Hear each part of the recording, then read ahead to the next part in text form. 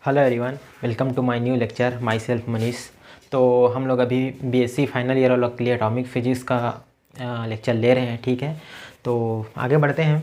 तो इससे पहले हमने मल्टीप्लिसिटी देखा था, और जो एनर्जी स्टेट का मल्टीप्लिसिटी होता है वो आर का मान, और उसके बाद हमने स्पेक्ट्रोस्कोपी नोटेशन देखा था, ठीक है। तो वो हम लोग निकल लिया। इसके बाद इस लेक्चर में क्या करने वाले हैं, इस लेक्चर में हम लोग सबसे पहले सिलेक्शन रूल देखेंगे, ठीक है। सिलेक्शन रूल देखेंगे, और उसके बाद इसको हिंदी में वर्ण नियम ऐसे बोलते हैं, ठीक है, वो भी लिख देते हैं पहले। उसके बाद हम लोग देखेंगे इंटेंसिटी रूल देखेंगे, इंटेंसिटीज रूल देखेंगे। तो ये इस लेक्चर में करने वाले हैं, और इसके बाद फिर इसको अच्छे से एक्सप्लेन करेंगे, इसका एग्जांपल भी देंगे, फिर आगे बढ़ेंगे, ठीक है। तो उससे पहले मैं एक एग्जांपल दिया था पिछले वाले लेक्चर में, उसको होमवर्क दिया था, उसको आई थिंक आप लोग ने किया होगा। तो एक बार मैं इसको सॉल्यूशन जल्दी से बता देता हूँ, फिर इधर टॉपिक देखेंगे। तो देखो, इसमें मैं सबसे पहले एस का मान दिया था, और 3 इलेक्ट्रॉन थे, ठीक है। तीनों में एस का मान दिया हुआ था, उसके बाद एल का मान दिया था, और उसने पूछा क्या था, मैं स्पेक्ट्रोस्कोपी नोटेशन लिखना था और ग्राउंड स्टेट फाइंड करना था। तो उसके लिए क्या करेंगे, उसके लिए सबसे पहले हम लोग निकालेंगे, यहाँ पे S1 S2 का मान दिया हुआ है, तो हम लोग एस निकाल देंगे इन दोनों से। तो उसका वेक्टर सम लेंगे, वेक्टर सम लेंगे तो क्या हो जाएगा, देखो 1/2 है, 3/2 है, 1 मतलब ये है, इसका पहले मिनिमम लेंगे तो 3/2 हो जाएगा, ये हो जाएगा 2/2 मतलब 1, ठीक है। यहाँ पे आ जाएगा 1, और इसका मैक्सिमम लेंगे तो क्या हो, दोनों को जोड़ देंगे तो 3 और 1 4 हो जाएगा, मतलब 2 आ जाएगा, तो ये आ गया।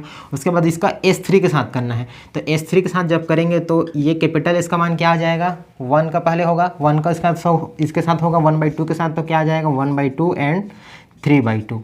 उसके बाद 1/2 का 2 के साथ होगा, तो 1/2 का 2 के साथ होगा तो क्या हो जाएगा 3/2, और ये हो जाएगा 5/2। उसी प्रकार एल का पहले निकाल लेते हैं, ठीक है। तो ये कैपिटल एस का मान आ गया, कैपिटल एल का मान निकालेंगे, उससे पहले इन दोनों का निकाल लेते हैं। तो इन दोनों को निकालेंगे तो वेक्टर सम करेंगे तो क्या आ जाएगा, इसको माइनस करेंगे तो मतलब मिनिमम निकालेंगे तो 1 हो जाएगा, और मैक्सिमम निकालेंगे तो भी 1 हो जाएगा, ठीक है। तो इसका एक ही मान आएगा। उसके बाद इसका इसके साथ करेंगे तो अब कैपिटल एल का मान आएगा, तो कैपिटल एल का मान आएगा, इसके साथ करेंगे तो 1, और इधर भी 1 है, मतलब मिनिमम 0 हो जाएगा और मैक्सिमम 2 हो जाएगा, तो 0 1 और 2। तो ये हमारे पास कैपिटल एस आ गया, कैपिटल एल आ गया। इसके बाद क्या कर सकते हैं हम लोग, एस आ गया, एल आ गया, तो हम लोग इसे जे निकाल सकते हैं। तो जे कैसे निकालेंगे, तो सबसे पहले एस में एक वैल्यू को लेंगे S/2, उसके रिस्पेक्ट में यहाँ पे एल का वैल्यू लेंगे, यहाँ से फिर हम लोग जे निकाल सकते हैं। तो इसका फिर वेक्टर सम करेंगे, चूँकि जे इक्वल टू क्या होता है, L + S होता है, तो ये इसका वेक्टर सम निकालेंगे तो आ जाएगा 1/2, ठीक है। तो ये निकल गया। उसके बाद क्या करेंगे, S इक्वल टू फिर से हाफ लेंगे, और L इक्वल टू अब क्या लेंगे 1 ले लेते हैं। तो J कैसे क्या निकल जाएगा, J वेक्टर सम करेंगे तो ये हो जाएगा 1/2 और 3/2। आई थिंक समझ में आ गया होगा। उसके बाद और आगे निकाल के देखते हैं। उससे पहले इसका हम लोग नोटेशन लिख लेते हैं, ठीक है। नोटेशन लिखेंगे तो क्या करते हैं, सबसे पहले नोटेशन लिखने के लिए R का मान देखते हैं। R का मान कैसे निकालेंगे, 2S + 1 से, ठीक है। तो यहाँ पे बताओ क्या हो जाएगा, S का मान मैं यहाँ पे 1/2 रख दूंगा, तो ये 1 और 1 2 और 2 कट जाएगा, तो 1 + 1 क्या हो जाएगा, 2 हो जाएगा, तो यहाँ पे आ जाएगा 2। उसके बाद L का मान 0 है, L का मान 0 है, इसका मतलब S आ जाएगा, तो यहाँ पे आ जाएगा S। उसके बाद J को कहाँ पे लिखते हैं, इसके नीचे में। तो ये इसका स्पेक्ट्रोस्कोपी नोटेशन हो गया। इसी प्रकार इसको लिखना चाहेंगे तो क्या कर सकते हैं, ठीक है। इसका लिखना चाहेंगे तो देखो यहाँ पे S इक्वल टू हाफ ही है, मतलब फिर से मल्टीप्लिसिटी क्या आएगा, 2 आएगा, L इक्वल टू 1 है, तो क्या हो जाएगा, अब P हो जाएगा। उसके बाद J का मान 1/2, और उसके बाद एक और कौन सा है, ये वाला 3/2। तो ये 2 वैल्यू आ गए इसके। इसी प्रकार फर्दर और आगे निकालते जाएंगे, बहुत सारे टर्म आएंगे यहाँ पे। तो देखो, मैं सबका ऐसे निकाल सकते हैं, बारी बारी से सबका मैं निकाल कर नहीं बता रहा हूँ। तो इसके बाद इसका फिर क्या करेंगे, S इक्वल टू हाफ हो गया, और L इक्वल टू अब 2 के लिए निकालेंगे, ठीक है। इसका फिर कुछ वैल्यू आएगा। उसके बाद क्या करेंगे, 3/2 को लेंगे, 3/2 को फिर तीनों के साथ निकाल के देखेंगे, फिर उसका बहुत सारा नोटेशन आएगा। फिर 3/2 को निकाल लिए हैं, बार बार निकालने की जरूरत नहीं है। फिर 5/2 को निकालेंगे, 5/2 को निकालेंगे, फिर तीनों का अलग अलग लेंगे, 0 के साथ लेंगे, 1 के साथ लेंगे, फिर 2 के साथ लेंगे, उसका नोटेशन आएगा, ठीक है। तो ऐसे करके बहुत सारे नोटेशन आएंगे। मैं क्या बोला था, ग्राउंड स्टेट फाइंड करना। तो ग्राउंड स्टेट फाइंड करने के लिए मैं रूल बताया था क्या, सबसे पहले S का मान जिसमें ज़्यादा है उसको लेंगे, तो ज़्यादा वाला कौन सा है, सबसे पहले उसको नोटिस करते हैं। तो ज़्यादा वाला देखो एस का मान कितना सारा था, 1/2 था, 3/2 था और 5/2 था। तो जाहिर सी बात है एस का मान ज़्यादा किस में है, 5/2 में। तो हमारा जो ग्राउंड स्टेट आने वाला है किस में आने वाला है, 5/2 में आने वाला है। तो 5/2 में फिर चलते हैं, तो 5/2 हो जाएगा। और आगे निकालता मैं तो 5/2 वाला निकालता, ठीक है। तो उसमें क्या रहता, 5/2 लेते और फिर एल का 0 लेते, फिर एस का 5/2, एल का 1 लेते, एस इक्वल टू 5/2, एल का 2 लेते, ऐसे करके निकालते आगे।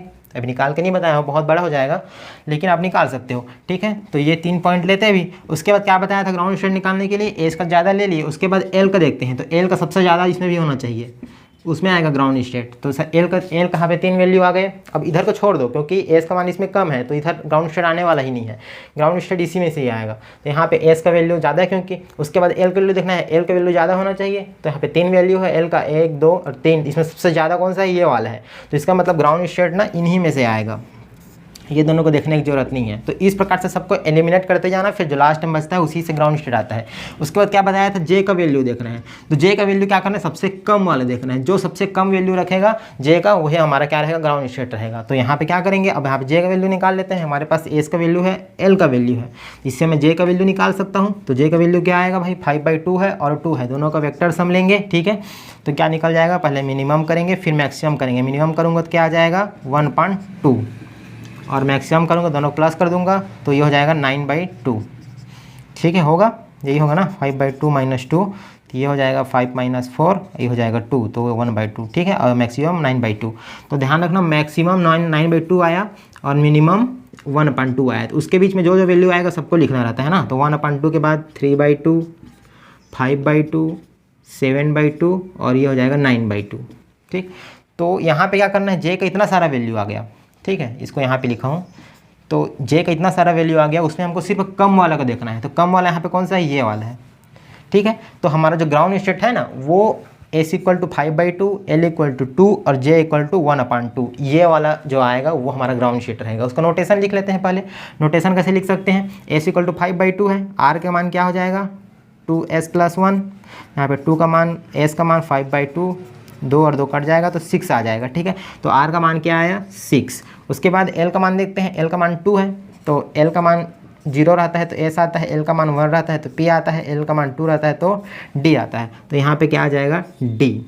उसके बाद जे को वैल्यू को लिखते जाते हैं। तो जे को यहाँ पे पहला क्या है 1/2, ठीक है। उसके बाद सिर्फ फर्दर आगे सबके लिए लिखते जाएंगे, लेकिन हमको सिर्फ इससे मतलब है। तो ये हमारा क्या आ जाएगा ग्राउंड स्टेट नोटेशन। तो हम यदि इस वाले तीनों इलेक्ट्रॉन के लिए एस का मान ये रहा, एल का मान ये रहा, तो यदि पूछें कि ग्राउंड स्टेट क्या आएगा, तो फिर ग्राउंड स्टेट टर्म कौन सा आएगा 6d1/2। तो इस प्रकार से ग्राउंड स्टेट निकाल सकते हो। ये होमवर्क दिया था, ये आई होप आप लोगों ने कर लिया होगा, ठीक है। तो देख लेना, इसको मिला लेना, मैच कर लेना। अब इसके बाद क्या करते हैं, आज का टॉपिक पढ़ते हैं। आज कौन सा टॉपिक पढ़ने वाले हैं, 2 टॉपिक पढ़ने वाले हैं। सबसे पहला सिलेक्शन रूल देखेंगे, उसके बाद फिर उसमें इंटेंसिटी रूल देखेंगे। तो सबसे पहले सिलेक्शन रूल देखने से पहले ये पता होना चाहिए कि सिलेक्शन रूल देखा किससे जाता है, मतलब किसके लिए देखा जाता है, होता क्या है सिलेक्शन रूल, ठीक है। सिलेक्शन रूल तो समझ में आ गया, कोई एक रूल होगा जिसमें हमको सिलेक्शन करना रहेगा, लेकिन किसका। तो देखो मैं पहले क्या बताया था, कोई भी संयोजी इलेक्ट्रॉन है बाहरी कोश में, किसी परमाणु के लिए बाहर में संयोजी इलेक्ट्रॉन हो सकते हैं, 1 होगा, 2 होगा, 3 होगा, 4 होगा, जो भी, ठीक है। तो उसके लिए हम क्या करते हैं, इलेक्ट्रॉन उसका एनर्जी स्टेट डायग्राम बनाते हैं, ठीक है। बहुत सारे एनर्जी लेवल हो सकते हैं, ठीक है, ऐसे करके। तो जो इलेक्ट्रॉन का ट्रांजिशन है ना, मान लो एग्जांपल ले लो, ये n=1 एनर्जी लेवल हो गया, ये 2 हो गया, ठीक है। एग्जांपल से बताते हैं, जल्दी समझ में आएगा। ये 3 हो गया, ये 4 हो गया, ऐसे करके और बहुत सारे रूल, मतलब बहुत सारे आगे में लाइन रहेंगे, ठीक। तो इलेक्ट्रॉन या तो इसमें होगा, या तो इसमें होगा, या तो इसमें होगा, या इसमें होगा, इसमें होगा, या फिर यहाँ भी हो सकता है, 2 हो सकते हैं, 3 हो सकते हैं, जितने भी संयोजी इलेक्ट्रॉन रहेंगे उतने वहाँ पे हो सकते हैं, ठीक है। तो इलेक्ट्रॉन इसको बोलेंगे हायर एनर्जी स्टेट, ठीक है। इसको बोलते हैं ग्राउंड स्टेट, ठीक है। जो सबसे नीचे में रहेगा उसको बोलते हैं ग्राउंड एनर्जी स्टेट, इसको बोलेंगे हायर। तो जब वो हायर एनर्जी स्टेट से इलेक्ट्रॉन लोअर में आएगा, तब इलेक्ट्रॉन का क्या हो रहा है, ट्रांजिशन हो रहा है, संक्रमण हो रहा है। इसको बोलते हैं, जब ऊपर से नीचे आता है ना, हायर एनर्जी लेवल से नीचे लोअर में आता है, उसको बोलते हैं इलेक्ट्रॉन का ट्रांजिशन होना, ठीक है, संक्रमण होना, हिंदी में संक्रमण बोलते हैं। तो ये बहुत सारे प्रकार से हो सकता है भाई। देखो अब मान लो यहाँ पे इलेक्ट्रॉन है तो यहाँ पे आएगा तो सीधा सीधा आ सकता है, या तो क्या कर सकता है यहाँ पे जैसे इलेक्ट्रॉन है तो वो पहले यहाँ पे आएगा फिर वहाँ से यहाँ पे आएगा, ऐसा भी तो कर सकता है। यहाँ पे मान लो इलेक्ट्रॉन है तो वो क्या कर सकता है, बहुत सारे उसके पास ऑप्शन है आने के लिए। सबसे पहले यहाँ पे भी आ सकता है डायरेक्ट, ठीक है, या तो क्या करके आएगा, पहले यहाँ पे आएगा फिर यहाँ पे आएगा फिर यहाँ पे आएगा फिर यहाँ पे आएगा, ऐसा भी आ सकता है। या तो फिर मान लो सीधा यहाँ पे आ गया एक ही बार में, उसके बाद फिर यहाँ पे आ रहा है, या तो यहाँ से यहाँ तक आधा आया फिर सिंगल सिंगल आ रहा है, ठीक है, ऐसा भी तो कर सकता है ना। तो वो किस लाइन से आएगा, मतलब कैसे ट्रांजिशन होगा, उसको हमको दर्शाने के लिए सिलेक्शन रूल की जरूरत पड़ी, ठीक है। उसका भी एक पर्टिकुलर नियम होना चाहिए जिससे वो ट्रांजिशन कर पाए। ऐसे में तो बहुत सारे ऑप्शन बन जाएंगे, तो उसको देखने के लिए हमको क्या करना पड़ेगा, सिलेक्शन रूल लिखना पड़ेगा। सिलेक्शन रूल, इसमें कुछ रूल होते हैं, उसके अकॉर्डिंग ही जो ट्रांजिशन होता है इलेक्ट्रॉन का वो पॉसिबल हो पाता है, ठीक है। तो वो सिलेक्शन रूल कौन कौन से हैं उसको देखते हैं। तो सबसे पहले ये समझ में आ गया कि सिलेक्शन रूल किसके लिए देखा जाता है, ठीक है। इलेक्ट्रॉन का जो ट्रांजिशन होता है एनर्जी लेवल में, उसको हम लोग सिलेक्शन रूल से निकालते हैं। तो ये तो समझ में आ गया सिलेक्शन रूल का देखा किससे जाता है। उसके बाद इसको क्या क्या नियम है सिलेक्शन रूल का वो देखते हैं। तो कुछ 4 प्रकार के नियम होते हैं, उसके अकॉर्डिंग ही इलेक्ट्रॉन का ट्रांजिशन हो पाता है, ठीक है। सबसे पहला नियम क्या रहता है, जो डेल एल का मान है उसका मान हमेशा ±1 होना चाहिए। मतलब यदि ये एक एल हो गया, ये दूसरा एल हो गया, ठीक है। तो यहाँ पे जब ट्रांजिशन हो रहा है इलेक्ट्रॉन का, तो जब मान लेते हैं ये एल इक्वल टू 2 है, ये एल इक्वल टू 1 है, ठीक है। ऐसा कोई भी हो सकता है, हम लोग एग्जांपल लेके चल रहे हैं कि ये मान लेते हैं एल इक्वल टू 1 है, ये एल इक्वल टू 2 है। तो जब इलेक्ट्रॉन यहाँ से यहाँ ट्रांजिस्ट कर रहा है तब यहाँ पे आप डेल एल का मान निकालेंगे। तो डेल एल का मान कैसे निकालेंगे, तो मैं अपर में से लोअर को घटा देता हूँ, तो क्या हो जाएगा, 2 में से 1 घटेगा तो क्या आ गया, 1 आ गया। मतलब डेल एल का मान क्या आया, वहाँ पे +1 आया, 1 आया, ठीक है। और हाँ, तो यहाँ पे देख सकते हो डेल एल इक्वल टू हमारे सिलेक्शन रूल में क्या था, +-1। तो जिसके लिए डेल एल का मान +-1 रहेगा वो ट्रांजिशन पॉसिबल होता है। तो यहाँ पे जैसे देखें तो डेल इक्वल टू 1 आया, मतलब ये जो ट्रांजिशन है ना ये पॉसिबल होता है, ठीक है। उसके बाद जैसे दूसरा एग्जाम्पल लेते हैं, मान लो यहाँ पे एल इक्वल टू 4 रहता, यहाँ पे एल इक्वल टू 2 रहता, तो क्या इसमें पॉसिबल हो पाएगा क्या, एक बार निकाल के देखते हैं। तो यहाँ पे मैं डेल एल का मान निकालूंगा तो क्या आ जाएगा, 4 - 2। तो यहाँ पे क्या आया, 2। लेकिन जो डेल एल का मान होना चाहिए, सिलेक्शन रूल में क्या बोलता है कि डेल एल इक्वल टू +-1 होना चाहिए। भले -1 हो जाए लेकिन +-1 होना चाहिए, 2 नहीं होना चाहिए। तो यहाँ पे क्या आ रहा है, डेल एल का मान 2 आ रहा है। इसका मतलब कि एल इक्वल टू 4 से एल इक्वल टू 2 में ट्रांजिशन पॉसिबल नहीं है, ठीक है, समझ में आ गया। L equal to 2 in the sense D, और L equal to 4 in the sense D के बाद कौन सा आता है, एस, पी, डी, एफ, उसके बाद जी, ठीक है, मान लो जो भी आता होगा, तो उसमें ट्रांजिशन पॉसिबल नहीं है। एल इक्वल टू 2 से एल इक्वल टू 1, अर्थात एल इक्वल टू 1 मतलब P और एल इक्वल टू 2 मतलब D। तो D से P में पॉसिबल हो जाएगा, लेकिन G से D में पॉसिबल नहीं होगा, क्योंकि हमारे पास जो सिलेक्शन रूल है वो क्या होता है, डेल एल इक्वल टू +-1। तो ये पहला नियम समझ में आ गया होगा, ठीक है। इसके बाद और अगला देखते हैं। तो अगला सिलेक्शन रूल्स ये बोलता है कि जैसे डेल एल का मान +-1 तो हो गया, उसी प्रकार जे का मान जो है, जो डेल जे का मान है वो या तो 0 होना चाहिए या तो फिर +-1 होना चाहिए, ठीक है। समझ में आया, नहीं आया, एग्जाम्पल से बताते हैं। जैसे मान लो हम लोग जे लेवल में ट्रांजिशन करवा रहे हैं, ठीक है। देखो इसको ऐसा समझोगे ना, अभी क्या है मैं अलग अलग बता रहा हूँ, पहले एल का बता दे रहा हूँ, फिर जे का बता दे रहा हूँ, फिर एस का बता दे रहा हूँ, है ना। जब एक एग्जांपल बड़ा सा लेंगे उसमें पहले एस निकालेंगे, फिर एल निकालेंगे, फिर जे निकालेंगे, फिर उसमें ट्रांजिशन देखेंगे, फिर उसका स्पेक्ट्रोस्कोपी जो लाइन आएगा उसको देखेंगे, फिर उसमें इंटेंसिटी देखेंगे कौन ज़्यादा है कौन छोटा है ना। ये तो ये पूरा कंप्लीट प्रोसेस हो जाएगा। अभी क्या शॉर्ट में छोटा छोटा जो टॉपिक आते जा रहा है उसका मैं एग्जाम्पल बताते जाता हूँ, तो अच्छे से समझ में आएगा, ठीक है। तो जैसे मान लो कोई भी जे लेवल आ गया, ठीक है, तो पहले एस रहता है, ठीक है, उसके बाद उसके रिस्पेक्ट में एल रहेगा, तो एस और एल से क्या बनते हैं, कुछ जे लाइन बनते हैं। मान लो उन दोनों से 3 जे आया, ठीक है। उसी प्रकार कोई मान लो दूसरा एस है, उससे एल बनेगा, उसमें मान लेते हैं कोई 2 एस आया, मतलब कोई 2 जे लेवल आया, ठीक है, ये जे लेवल है, जे एल प्लस एस से ही तो मिलकर बनता है ना।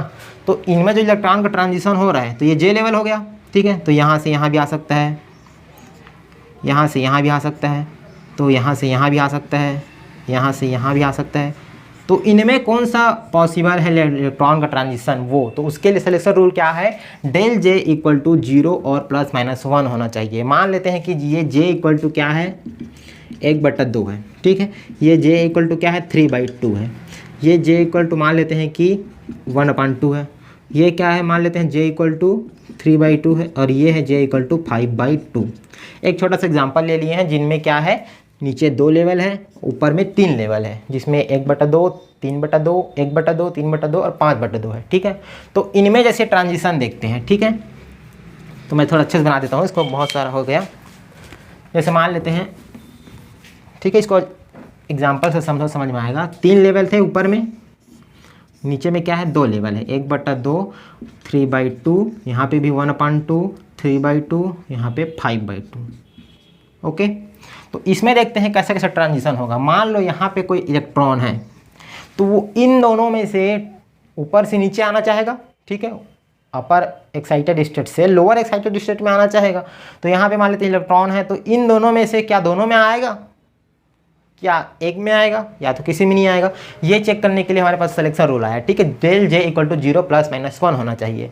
तो मान लेते हैं यदि यहाँ से यहाँ तक आएगा, ठीक है, मान लेते हैं कि अभी यहाँ से यहाँ तक आ रहा है, तो उसके लिए हम लोग डेल जे निकालेंगे। तो डेल जे का मान आई थिंक इधर नहीं दिख रहा होगा, यहाँ पे लिखता हूँ, डेल जे का मान अब क्या हो जाएगा, देखो तो ऊपर से नीचे आया, ठीक है, तो इसमें से इसको माइनस कर देंगे, या तो फिर इसमें से इसको माइनस कर दो तो भी कोई दिक्कत नहीं है, वो हमसे पॉजिटिव ही लेना है, ठीक है, यहाँ पे किसी मॉड रहता है तो वो पॉजिटिव हो जाता है। तो अभी हम लोग क्या करते हैं, इसमें से इसको लेते हैं, तो 5/2 अपर माइनस लोअर 3/2, तो कितना आ रहा है भाई, 5 में से 3 जाएगा तो 2/2 मतलब 1। तो डेल जे का मान क्या आया 1 आया, और हमारे सिलेक्शन रूल में क्या डेल जे इक्वल टू 1 आता है, बिल्कुल आता है, ठीक है, +1 तो है। तो मतलब इसका मतलब कि 5/2 से 3/2 में इलेक्ट्रॉन का ट्रांजिशन पॉसिबल है, ठीक है। तो ये हमारे पास पहला लाइन आ गया।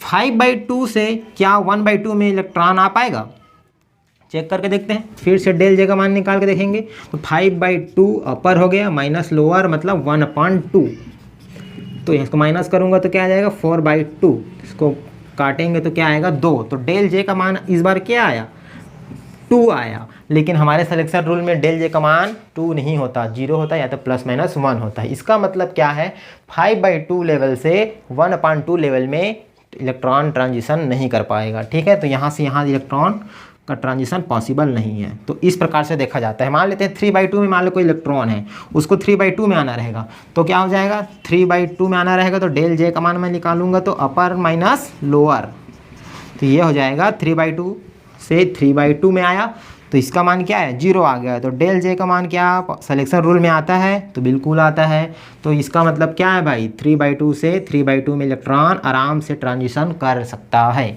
उसके बाद 3/2 से 1/2 में देखेंगे तो उसके लिए फिर डेल जे का मान निकाल लेते हैं, ठीक है। तो अब क्या हो जाएगा 3/2 माइनस 1/2, इसके लिए क्या हो जाएगा भाई 3 में से 1 जाएगा तो 2, ये हो जाएगा 2, तो 2 और 2 कट के 1 आएगा, मतलब डेल जे का मान क्या है 1। मतलब यहाँ से भी इलेक्ट्रॉन क्या कर सकता है ट्रांजिशन कर सकता है। तो 3 प्रकार से इलेक्ट्रॉन ट्रांजिशन कर सकते हैं अपर से लोअर में। उसके बाद इसका भी चेक कर लेते हैं एक बार 1/2 का। 1/2 चेक करेंगे तो क्या इसमें आ पाएगा, तो क्या हो जाएगा 1/2 माइनस 3/2, ठीक है। तो इसको मैं माइनस करूँगा तो -2/2, ये हो जाएगा -1। -1 होता है क्या डेल जे में, बिल्कुल होता है जी, हाँ जी। तो यहाँ से क्या कर सकते हैं इलेक्ट्रॉन ट्रांजिशन आराम से कर सकते हैं। उसके बाद 1/2 से 1/2 में आ सकता है क्या, यहाँ से यहाँ आ सकता है, चेक करते हैं। तो 1/2 माइनस 1/2 हो जाएगा कि कितना आया 0। तो डेल जे का मान 0 आता है क्या सिलेक्शन रूल में, तो बिल्कुल आता है। तो यहाँ से भी इलेक्ट्रॉन क्या कर सकते हैं ट्रांजिशन कर सकते हैं, ठीक है। तो कितने प्रकार के हुए 1 2 3 4 5 प्रकार से इलेक्ट्रॉन अपर एक्साइटेड स्टेट से लोअर एक्साइटेड स्टेट में आ सकता है, ठीक है। जो फर्स्ट वाला था यहाँ से ये वाला लेवल में, यहाँ से यहाँ उसमें नहीं आ पाएगा, बाकी सब में आ सकता है। तो इस प्रकार डेल जे का सिलेक्शन रूल रहता है 0 +-1, ठीक है। दोनों समझ में आ गया होगा मेरे ख्याल से, विद एग्जाम्पल भी समझ में आ गया होगा कि कैसे हम लोग लिख रहे हैं, ठीक है। इसके बाद जो तीसरा रूल रहता है वो रूल क्या रहता है, वो जो रहता है ना वो ML के लिए रहता है। जब हम लोग जीमान इफेक्ट पढ़ेंगे तो जीमान इफेक्ट में क्या करते हैं, कोई भी परमाणु को मैग्नेटिक फील्ड में रख देते हैं, ठीक है, मैग्नेटिक फील्ड में रख देते हैं, उसमें फिर हम लोग इफेक्ट देखते हैं उसका क्या इफेक्ट पड़ रहा है, उसके बाद उसमें इलेक्ट्रॉन का ट्रांजिशन देखा जाता है। तो इलेक्ट्रॉन का ट्रांजिशन देखा जाता है ना, तो उस टाइम क्या होता है, ML जनरेट होता है, ML, ठीक है। तो अभी क्या है, हम लोग जीमान इफेक्ट पढ़े नहीं है, तो अभी बस याद कर लो इसको, फिर फर्दर जब आगे ज़रूरत पड़ेगा तो उसको हम लोग यूज़ करेंगे, ठीक है। तो अभी मैं लिखा देता हूँ। तो ML का सिलेक्शन रूल जब रहेगा तो डेल ML क्या हो जाएगा, 0 + -1, उसमें भी 0 और +-1 रहेगा ना, दोनों में डिफरेंस, तभी उसका सिलेक्शन रूल, मतलब तभी उसका ट्रांजिशन हो पाएगा, ठीक है। उसके बाद एक चौथा भी होता है डेल MJ, वो भी जीमान इफेक्ट में ही आएगा, तो उसको जब हम लोग पढ़ेंगे तब देखेंगे। तो उसका भी सिलेक्शन रूल क्या होता है, 0 और +-1, ठीक है। तो इस प्रकार से 4 प्रकार के सिलेक्शन रूल होते हैं। चारों सिलेक्शन रूल एग्जाम्पल से समझ में आ गया होगा, मतलब दोनों तो समझ में आ ही गया होगा, इसको जब बाद में जब जीमान इफेक्ट पढ़ेंगे तब इसमें देख लेंगे, ठीक है। तो डेल L का मान क्या होना चाहिए, +1 +-1 होना चाहिए। डेल J का मान क्या होना चाहिए, 0 और +-1 होना चाहिए, तभी इलेक्ट्रॉन का ट्रांजिशन पॉसिबल हो पाएगा, ठीक है। उसके फर्दर आगे डेल ML का भी देख सकते हो, डेल MJ का भी देख सकते हो, ठीक है। मेरे ख्याल से समझ में आ गया होगा सिलेक्शन रूल। इसके बाद क्या करते हैं, एक एग्जांपल देखते हैं, ठीक है। एग्जांपल से पूरा समझ में आ जाएगा और क्लियर कि कैसे इसमें ट्रांजिशन हो पाता है कि नहीं। तो ठीक है, देखते हैं। तो जैसे इसके बाद एक चीज़ और देखते हैं, जैसे हम लोग हाइड्रोजन एटम का स्पेक्ट्रम पढ़े थे स्टार्टिंग में, तो उसमें बहुत सारे रेखाएँ प्राप्त हो रही थी, ठीक है। बहुत सारे रेखाएँ कौन कौन से प्राप्त हो रही थी भाई, तो जैसे हाइड्रोजन एटम के लिए सबसे पहले कौन कौन सी रेखाएं प्राप्त हो रही थी, तो लाइमन सीरीज प्राप्त हो रही थी, है ना, लाइमन श्रेणी और बामर श्रेणी और पाश्चन श्रेणी, उसके बाद ब्रैकेट, ठीक है, उसके बाद फुंड, ऐसे कुछ श्रेणी प्राप्त हो रही थी भाई जब इसका हाइड्रोजन का जब हम लोग स्पेक्ट्रम देखे थे। ठीक इसी प्रकार सोडियम के लिए भी कुछ कुछ रेखाएं प्राप्त होती है, ठीक है। सोडियम के लिए हो गया, पोटेशियम के लिए हो गया, तो इनके लिए भी स्पेक्ट्रमी रेखाएं जब देखें तो उनमें भी कुछ कुछ रेखाएं प्राप्त हो रही, ठीक है। उनमें से कौन कौन रेखाएं प्राप्त हो रही थी उसको देखते हैं।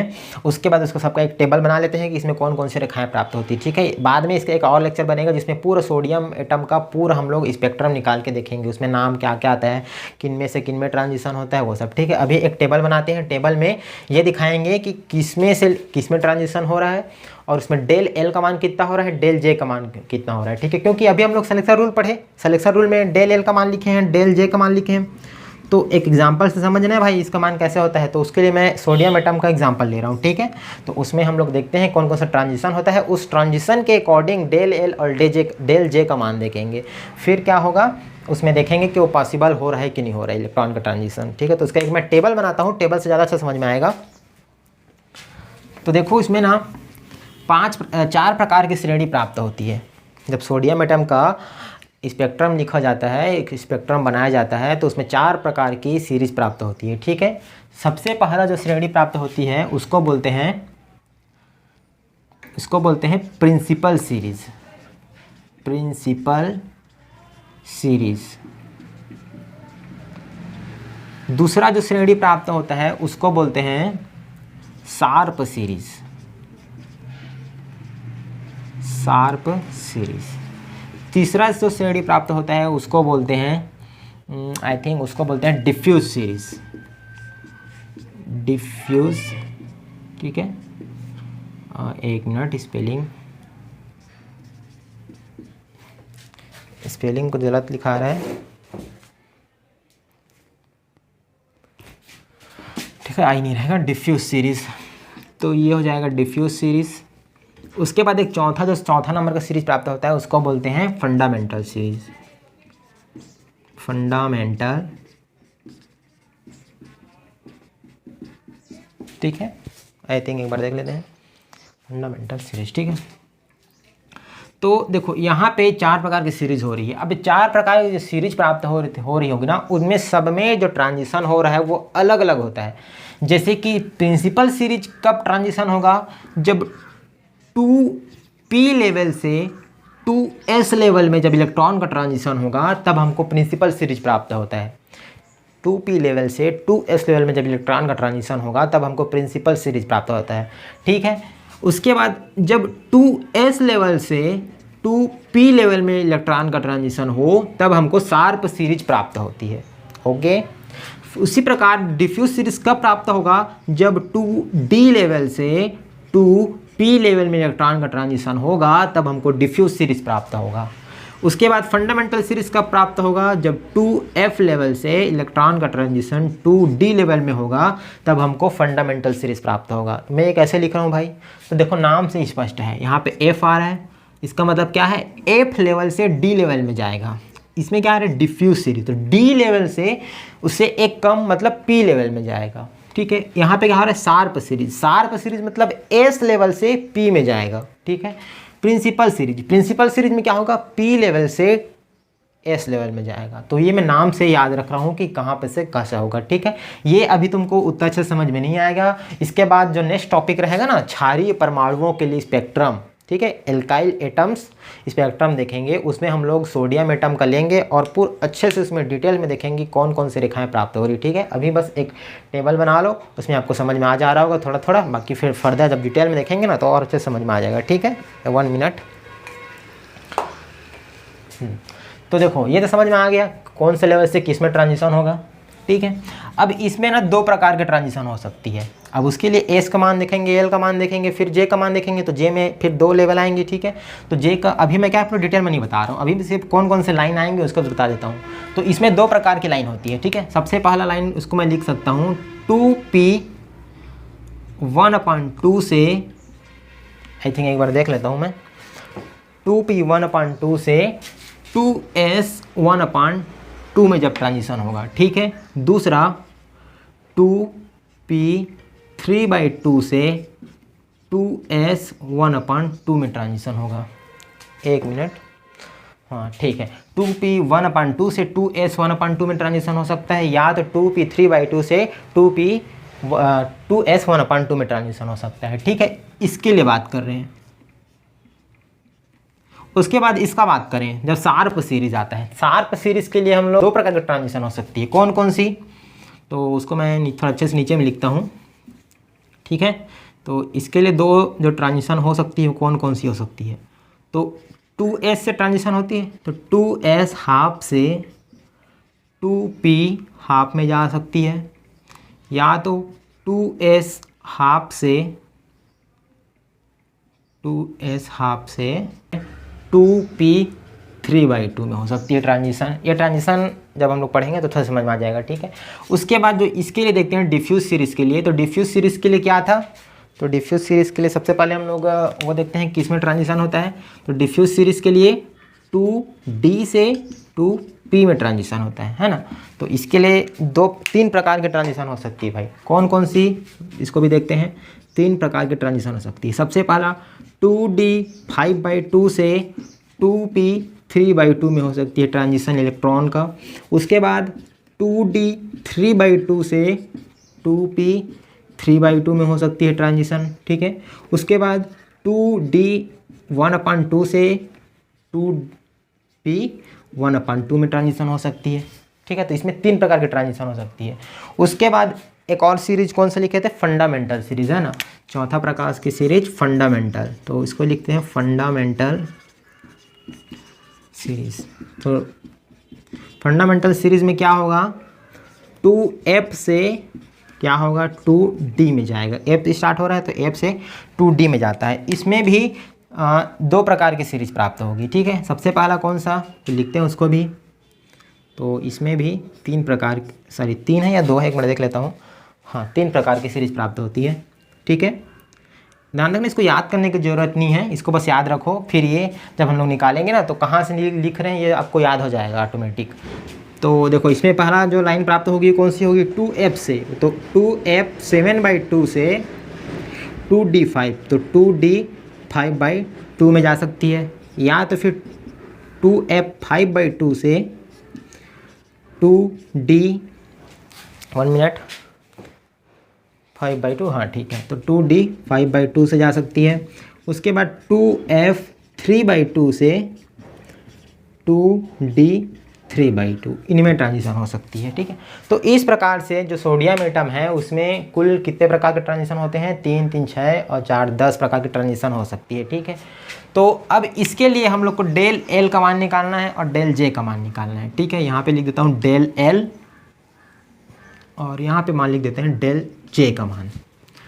तो ध्यान देना, डेल एल और डेल जे का मान कैसे निकालते हैं। अभी बताया था डेल एल का मान निकालने के लिए क्या करते हैं, जो ट्रांजिशन हुए रहता है उसको माइनस कर देते हैं। ठीक है, यहाँ से यहाँ जैसे मतलब ट्रांजिशन हो रहा है तो इसमें डेल जे का जो मान, इसमें जे का मान रहेगा वो और इसमें जे का जो मान रहेगा दोनों को माइनस कर देंगे तो डेल जे का मान निकल जाता है। उसी प्रकार एल का भी मान निकाल सकते हैं।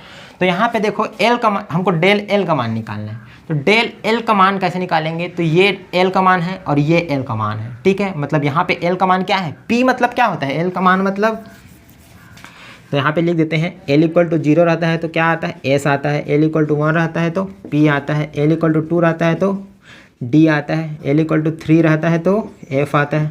L = 4 रहता है तो G आता है। ठीक है, तो इतना का भी जरूरत पड़ेगा। तो देखो यहाँ पे P से S में जा रहा है, P से S में जा रहा है, P से S में जा रहा है। L = 1 से 0 में जा रहा है। तो L = 1 से 0 में जा रहा है, इसका मतलब मैं क्या लिख सकता हूँ, P को क्या लिखेंगे 1 और S को लिखेंगे 0। इसका मतलब डेल एल का मान क्या आया, 1 आया। इसी प्रकार इसमें देखो, इसमें भी 1 - 0, P से S में जा रहा है तो क्या आया, 1 आया। उसके बाद इसमें देखो S से P में, S को लिखते हैं 0, P को लिखते हैं 1, तो इसको क्या हो जाएगा -1। ठीक है, यहाँ पे भी 0 - 1 मतलब -1। उसी प्रकार यहाँ पे निकल कर देखेंगे तो D का हम लोग क्या लिखते हैं, 2 लिखते हैं। ठीक है, यहाँ से देख सकते हो D को हम लोग क्या लिख सकते हैं, 2 लिखते हैं, तो यह जाएगा 2। और उसी प्रकार P को क्या लिखते हैं, 1, तो इसका माना जाएगा 1। सेम इसी प्रकार 2 में से 1 जाएगा तो आ जाएगा 1, यहाँ पे भी 2 में से आ जाएगा तो 1। ठीक है, यहाँ पे देखो इसको सभी में लिखने की ज़रूरत नहीं है, यहाँ पे कितना आ रहा है, 1 आ रहा है सब में, तो इसको मैं डायरेक्ट क्या लिख देता हूँ, 1। इसमें क्या आ रहा है, -1 आ रहा है, तो इसको मैं क्या लिख देता हूँ, -1। इसमें क्या आ रहा है, 1 आ रहा है, तो इसको मैं डायरेक्ट क्या लिख देता हूँ, +1। ठीक है, यहाँ पे भी देख लो F में से D जा रहा है, F को लिखते हैं 4 और D को कितना लिखते हैं 3, तो इसमें से कितना आएगा 1। यहाँ पे देखो F को लिखते हैं 4, D को लिखते हैं 3। सिमिलरली यहाँ पे भी 4 - 3 मतलब 1। ठीक है, एम सॉरी D को लिखते हैं 2, नहीं, 1 मिनट, D को लिखते हैं 2, हाँ D को लिखते हैं 2, 1 मिनट गलत हो गया ये, F को लिखते हैं 3, तो 3 - 2 हो जाएगा तो 1 आएगा। यहाँ पे भी 3 - 2, यहाँ पे भी 3 - 2, तो कुल मिला क्या आया, 1 ही आया। तो इसको मैं डायरेक्टली क्या लिख देता हूँ, 1। मतलब डेल एल का मान क्या आया, प्रिंसिपल सीरीज़ के लिए 1 आया, शार्प सीरीज़ के लिए -1 आया, डिफ्यूज सीरीज़ के लिए +1 आया, फंडामेंटल सीरीज़ के लिए क्या आया, +1 आया। ओके, इसको थोड़ा अच्छे से लिख लेना। यहाँ पे क्या था, डिफ्यूज सीरीज। तो इस प्रकार हमने क्या निकाल लिया, डेल एल का मान निकाल लिया। और आगे क्या निकालना है, डेल जे का मान निकालना था। डेल जे का मान भी एकदम इजी से निकाल सकते हैं। जो यहाँ पे जे का मान दिया है दोनों में से माइनस करते जाएंगे, डेल जे का मान निकल जाएगा। तो निकाल के देखते हैं भाई जल्दी से। 1/2 से 1/2 में गया, मतलब 1/2 - 1/2 होगा। इसका मतलब क्या हो जाएगा, 1/2 - 1/2 हुआ मतलब 0। यहाँ पे देखो 1/2 - 3/2, 1/2 माइनस, अब मतलब जहाँ से जहाँ ट्रांजिशन हो रहा है उसको लेते हैं। ठीक है, तो -3/2 से 1/2, तो इसका मान क्या हुआ, 3 में से जाएगा 2/2 मतलब 1। यहाँ पर से क्या होगा, 1/2 - 1/2 = 0। ठीक है, ये अलग हो गया ना, ये इसके लिए बात कर रहे हैं अभी। ठीक है, उसके बाद ये इसके लिए बात कर रहे हैं, इसके लिए। तो यहाँ पे क्या हो जाएगा, 1/2 - 3/2, ये आ जाएगा -1। और यहाँ पे क्या होगा, 5/2 - 3/2, तो ये हो जाएगा 1। यहाँ पे 3/2 - 3/2 ये हो जाएगा 0। यहाँ पे हो जाएगा 1/2 - 1/2 = हो जाएगा 0। यहाँ पे भी फर्दर निकाल लेते हैं, 7/2 - 5/2, तो क्या हो जाएगा, 5 में से 2 जाएगा तो 5 में से 7 में से 5 जाएगा तो 2/2 मतलब 1। यहाँ पे 5/2 - 5/2, तो क्या आ जाएगा 0। 3/2 माइनस 3/2 तो क्या आ जाएगा 0। ठीक है, तो इस प्रकार से हम लोग डेल जे का मान निकाल सकते हैं। किसके लिए? सोडियम एटम के लिए। चारों जो सीरीज प्राप्त हो रही है उसमें ये 5/2 से होती है, ये 5/2 से होती है। ठीक है, तो इसमें जो डेल जे का मान आएगा वो क्या हो जाएगा, ये 5 हो जाएगा, तो ये होती है 1। ठीक है, और यहाँ पे ये 3/2 से होती है, तो 3/2 से होगी तो ये हो जाएगा 3, ये हो जाएगी 1। ठीक है, तो इस प्रकार से डेल जे का मान हम लोग निकाल सकते हैं 0, 1 और 0 - 1, 1 0 1 और 1 0 1। ठीक है, तो इसमें हम लोग क्या निष्कर्ष निकाल सकते हैं? तो निष्कर्ष ये निकाल सकते हैं कि जैसे कि जो भी ट्रांजिशन आ रही है इसमें डेल एल का मान आ रहे हैं और डेल जे का मान आ रहे हैं, वो हमारे सिलेक्शन रूल के अंतर्गत ही आ रही है। ठीक है, सिलेक्शन रूल क्या होता है? डेल एल के लिए +-1, डेल जे के लिए क्या होती है 0 +-1, है ना।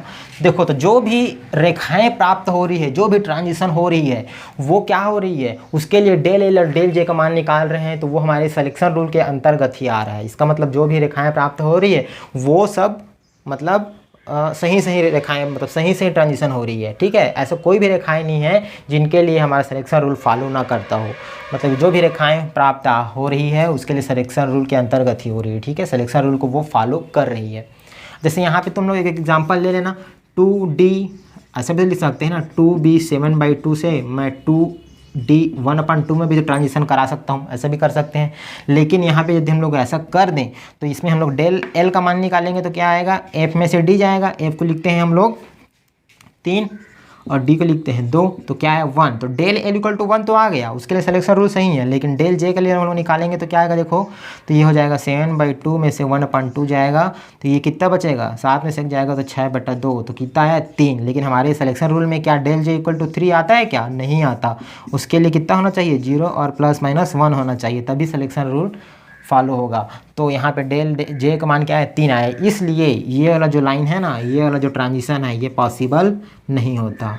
ये जो जितना भी लाइन लिखा है यही बस सिर्फ सोडियम एटम के लिए पॉसिबल होता है। ठीक है, तो आई होप समझ में आ गया होगा। सोडियम एटम के लिए थोड़ा लाइन भी समझ में आ गया होगा। 4 प्रकार की सीरीज प्राप्त होती है। इसको एक वीडियो में, दूसरा वीडियो में एक अलग से टॉपिक है, उसको देखेंगे अच्छे से तो समझ में आ जाएगा। ठीक है, तो ये कंप्लीट पूरा हमारा क्या हो गया।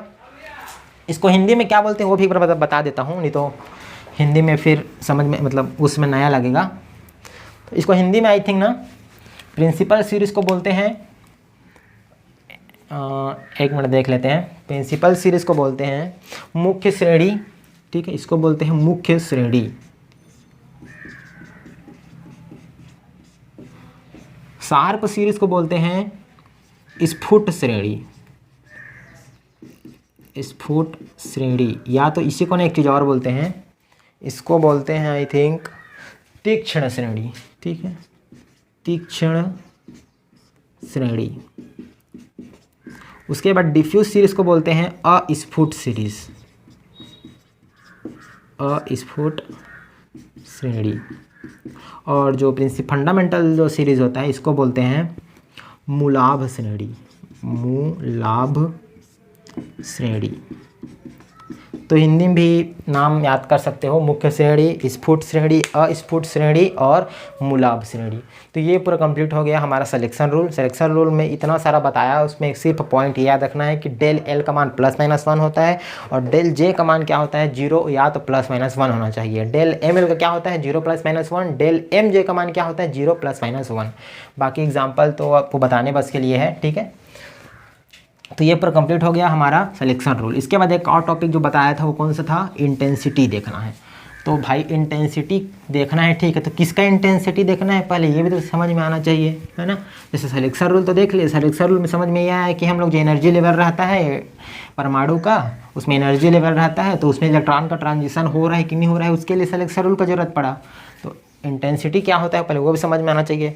तो जैसे देखो जो इलेक्ट्रॉन का जो ट्रांजिशन हो रहा है ना, n इक्वल टू मान लो 1 से n इक्वल टू 2 में हो रहा है, या सॉरी मतलब अपर से लोअर में होगा। ठीक है, ये कुछ ऐसे एनर्जी लेवल रहेंगे, तो यहाँ पे अपर से लोअर में हो रहा होगा। ठीक है, तो इस टाइप से कुछ भी हो सकता है सिलेक्शन रूल के अकॉर्डिंग। तो नीचे में हम लोग स्पेक्ट्रमी रेखाएं प्राप्त करते हैं वेव नंबर स्केल पर। ठीक है, इसको बाद में देखना एमएससी वगैरह में। तो ये स्पेक्ट्रमी रेखाएं प्राप्त होती है जिनके अकॉर्डिंग ट्रांजिशन हो रहा है। मान लो n=5 से n=2 में ट्रांजिशन हो रहा है ये वाले इलेक्ट्रॉन का, तो उसके रिस्पेक्ट में यहाँ पे एक लाइन प्राप्त होती है, ठीक है, जिसको बोलते हैं स्पेक्ट्रमी लाइन,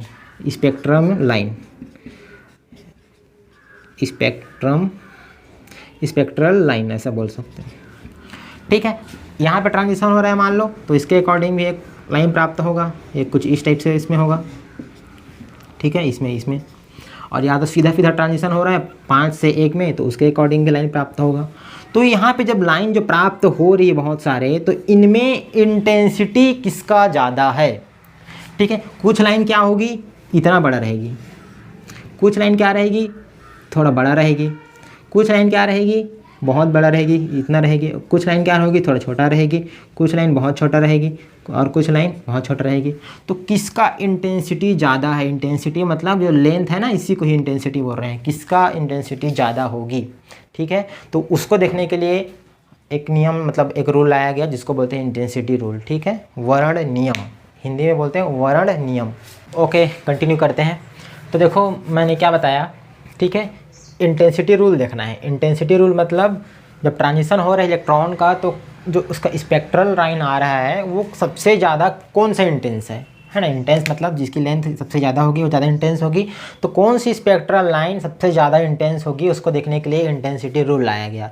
3 प्रकार के रूल हैं, बहुत ईजी रूल है, उसको आपको मैं बताता हूँ विद एग्जाम्पल, ठीक है। अभी मैं एग्जाम्पल बना रहा था, मतलब उसका लिख रहा था, उसमें से समझ में आ जाएगा, इंटेंसिटी रूल एकदम याद हो जाएगा, ठीक है। तो सबसे पहला इंटेंसिटी रूल देखो, सबसे पहले तो ये समझ में आना चाहिए इंटेंसिटी किसका देखना है, तो स्पेक्ट्रल लाइन का इंटेंसिटी देख रहा था। जब ट्रांजिशन होता है इलेक्ट्रॉन का, तो जो स्पेक्ट्रल लाइन मिलता है उसका इंटेंसिटी देखते हैं, ठीक है। तो इंटेंसिटी रूल 3 पॉइंट है, एकदम इजी, ठीक है। सबसे पहला पॉइंट, तो उन ट्रांजिशन का इंटेंसिटी सबसे ज़्यादा होगी जिनके लिए डेल एल और डेल जे का मान एक समान हो। नहीं समझ में आया, अभी आ जाएगा। सबसे पहले लिखते हैं जिनके लिए, शब्दों में नहीं लिख रहा हूँ यार मैं, ठीक है, डेल एल एंड डेल जे, यहाँ पे लिखते हैं डेल एल एंड डेल जे का मान क्या हो, इक्वल हो। तो उन स्पेक्ट्रल लाइन का मतलब उन ट्रांजिशन में जो स्पेक्ट्रल लाइन आएंगे उसका इंटेंसिटी सबसे ज़्यादा होगी। कैसे, एग्जाम्पल से समझते हैं। तो ये एक एग्जाम्पल लिख दिया हूँ, जो इससे पहले वाला एग्जाम्पल लिखा था सोडियम एटम के लिए 5-4 प्रकार की लाइन प्राप्त होती है, सेम उसी में ही समझते हैं, ठीक है, तो ज़्यादा अच्छा समझ में आएगा। तो यहाँ पे लिख लेना, ये सोडियम एटम के लिए है, ठीक है। तो देखो डेल एल और डेल जे का मान, तो डेल एल के लिए हम लोग मान निकाल चुके हैं, सोडियम एटम के लिए डेल एल का मान से डेल जे का मान भी निकाल चुके हैं, ठीक है। तो डेल एल और डेल जे का मान इक्वल होगा। तो देखो ये जब ट्रांजिशन हो रहा है तो डेल एल का मान 1 हो रहा है और डेल जे का मान 0 हो रहा है। जब ये ट्रांजिशन हो रहा है तो डेल एल का मान 1 हो रहा है, डेल जे का मान 1 हो रहा है। तो इन दोनों में जब मैं स्पेक्ट्रल लाइन खींचूंगा, मतलब जब ट्रांजिशन का मैं स्पेक्ट्रल लाइन बनाऊंगा नीचे में, तो इन दोनों में कुछ ना कुछ रेखाएं प्राप्त होगी, ठीक है। मान लो ये एक रेखा प्राप्त हुई, एक रेखा प्राप्त हुई, ये जो रेखा प्राप्त हो रही है इसके रिस्पेक्ट में हो रही है, और ये जो रेखा प्राप्त हो रही है इसके रिस्पेक्ट में हो रही है। तो इन दोनों में से सबसे ज़्यादा इंटेंसिटी किसका होगा, तो सबसे ज़्यादा इंटेंसिटी ये वाले लाइन का होगा। क्यों, क्योंकि ये जो लाइन प्राप्त हो रही है किसके रिस्पेक्ट में ट्रांजिशन से हो रही है, 2p3/2 से 2s1/2 से हो रही है, जिनमें डेल एल का मान 1 है, डेल जे का मान 1 है, दोनों का मान बराबर है, दोनों का मान बराबर है, इक्वल है। इसलिए, और इसमें क्या बराबर नहीं है, तो बराबर नहीं है, तो इन दोनों में से जो स्पेक्ट्रल लाइन है ना, तो इसका स्पेक्ट्रल लाइन सबसे ज़्यादा इंटेंसिटी रखेगा बजाय इसके, तो इसका इंटेंसिटी कम हो जाएगा, इसका इंटेंसिटी ज़्यादा हो जाएगा। पहला पॉइंट समझ में आ गया, एकदम क्रिस्टल क्लियर। डेल एल और डेल जे का मान इक्वल जिसके लिए होगा उसका इंटेंसिटी सबसे ज़्यादा होगा, ठीक है। तो इसमें समझ में आ गया। उसके बाद दूसरा नियम ये बोलता है कि मान लेते हैं, आप तो बोल रहे हो डेल एल और डेल जे का मान बराबर होगा, उसके लिए इंटेंसिटी ज़्यादा होगा, तो कुछ ऐसे भी रेखाएं प्राप्त हो रही है जिनमें डेल एल का मान और डेल जे का मान बराबर है, लेकिन ये दो लाइन अलग अलग है। ये एक लाइन में प्राप्त डेल एल डेल जे का मान 1 हो रहा है, बराबर हो रहा है, और इसमें भी तो डेल एल और डेल जे का मान बराबर है गुरुजी। तो कौन सा ज़्यादा तीव्र होगा, कौन सा ज़्यादा इंटेंसिटी रखेगा, तो उसके लिए दूसरा नियम लाया गया। ठीक है, दूसरा नियम ये बोलता है यदि डेल एल और डेल जे का मान इक्वल हो दो रेखाओं के लिए, दो ट्रांजिशन के लिए, जैसे यहाँ पे हो रहा है ना, तो उन रेखाओं का मतलब उन रेखाओं का स्पेक्ट्रल लाइन ज़्यादा तीव्र होगा, ज़्यादा इंटेंसिटी रखेगा, जिसके लिए डेल जे का मान ज़्यादा होगा। डेल जे का मान ज़्यादा जिसके पास रहेगा उसका स्पेक्ट्रल लाइन ज़्यादा होगा। मतलब जैसे ये जो रेखाएं ये जो इंटेंसिटी, ये जो लाइन हो रही है, ट्रांजिशन हो रहा है, उसमें डेल एल डेल जे का मान बराबर है, इसके लिए भी फर्दर बराबर है। तो इन दोनों में से कैसे डिसाइड करेंगे किसका मान ज़्यादा होगा भाई? ये तो अलग अलग है, जाहिर सी बात है, सबसे कम इसका होगा, ठीक है, और ये दोनों में तो बराबर है, तो कैसे डिसाइड करेंगे? तो उसके लिए हम लोग जे का मान देखते हैं। जे का मान जिसमें ज़्यादा होगा उसके लिए इंटेंसिटी ज़्यादा होगी। तो इसमें जे का मान क्या है? 5/2 से 3/2 में जा रही है। इसमें क्या है? 3/2 से 1/2 में जा रही है। मतलब यहाँ पे जे का मान क्या आया? ज़्यादा आया।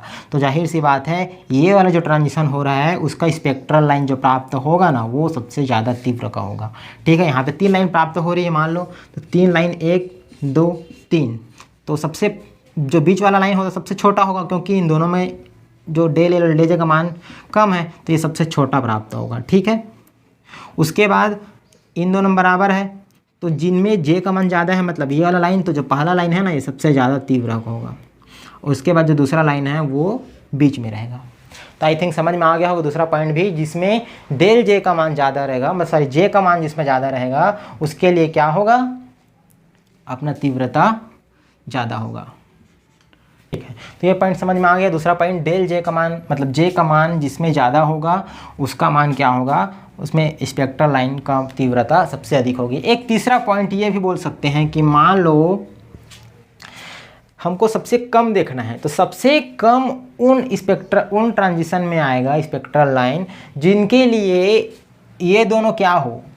अपोजिट हो। डेल एल और डेल जे का मान अपोजिट हो। यहाँ पे मैं लिख देता हूँ, डेल एल और डेल जे का मान यदि विपरीत हैं, यदि एक दूसरे के विपरीत